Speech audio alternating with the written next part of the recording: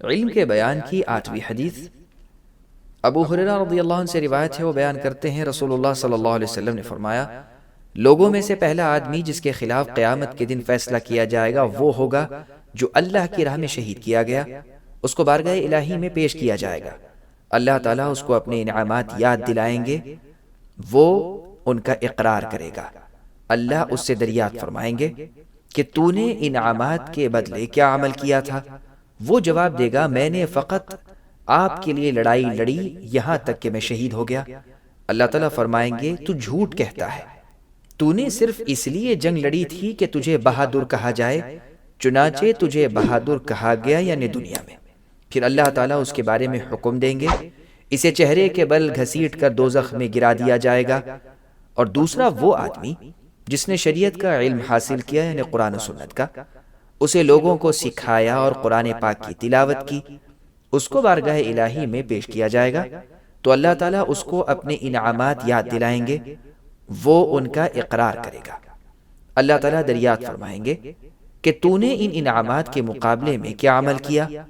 وہ جواب دے گا، میں نے علم حاصل کیا، اسے لوگوں کو سکھایا، اور میں آپ کی رضا کے لیے یعنی آپ کو خوش کرنے کے واسطے قرآن پاک کی تلاوت کرتا رہا۔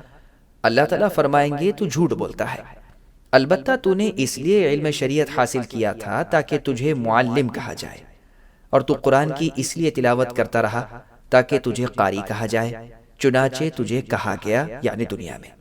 اس کے بعد اس کے بارے میں حکم دیا جائے گا، اسے چہرے کے بل گھسیٹ کر دوزخ میں گرا دیا جائے گا۔ اور تیسرا وہ آدمی جسے اللہ تعالیٰ نے وافر مال دیا یعنی بہت سارا، اس کو ہر قسم کے مال و دولت سے نوازا گیا، اسے پیش کیا جائے گا۔ اللہ تعالیٰ اس کو اپنے انعامات یاد کروائیں گے، وہ ان کا اقرار کرے گا۔ اللہ تعالیٰ دریافت فرمائیں گے، تم نے انعامات کے ہوتے ہوئے کیا عمل کیا؟ وہ جواب دے گا، میں نے ایسا کوئی راستہ نہیں چھوڑا جسے آپ پسند کرتے تھے کہ اس میں مال خرچ کیا جائے، میں نے اس میں آپ کی رضا جوئی کے لیے مال خرچ کیا۔ اللہ تعالیٰ فرمائیں گے، تو جھوٹ کہتا ہے، جبکہ تو نے محض اس لیے مال خرچ کیا تاکہ تجھے سخی کہا جائے، چنانچہ تجھے کہا گیا یعنی دنیا میں۔